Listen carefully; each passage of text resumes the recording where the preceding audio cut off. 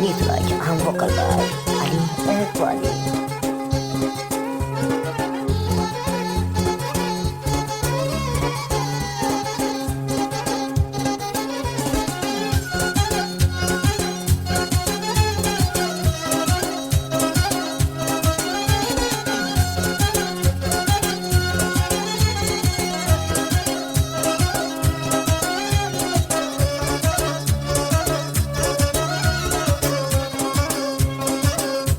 Telegram'dagi Turon Muz kanali taqdim etadi. Sen seven yüreğime naz etmişen yarım. Sen sevenin istediğim ay güzel nigarım. Senin bir bakışın derdimin dermanı. Yüreğimin sesi sen eşkimin sultanı. Dünya kadar seni sevmişem sevgilim. Sana canımı vermişem sevgilim. Sana satam benim sözlerim ay güzel. Olup benim yüreğim sana ay güzel. Dünya kadar seni sevmişem sevgilim. Sana canımı vermişem sevgilim. Sana satam benim sözlerim ay güzel. Olup benim yüreğim sana ay güzel.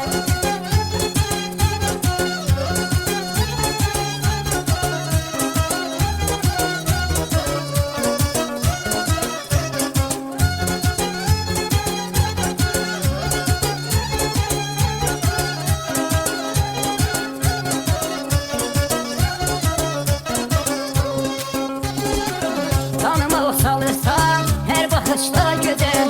Koyma bile İslam'ım ben yağışta güzel.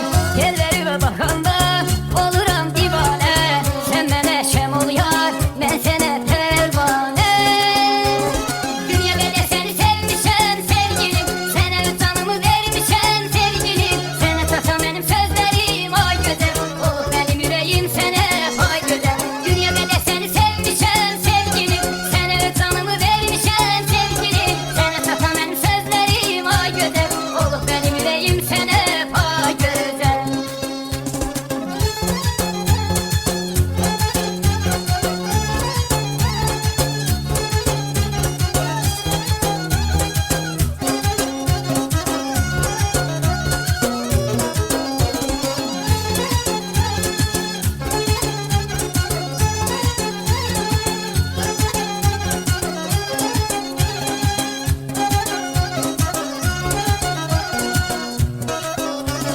Dünya boyu seninle ben varım. Sensiz ömrüm olacak bir haram. Gel tanır eski bir son sesin, bir gülüşün, yüreğim dilbesin, nazlı nigar benim öz nefesim.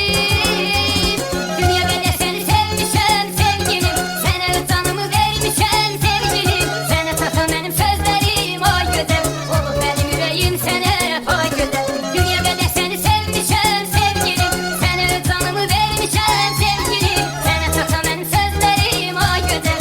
Olup benim yüreğim sana ay güzel. Eng yangi va hit qo'shiqlar Telegram'dagi Turon Muz kanalida.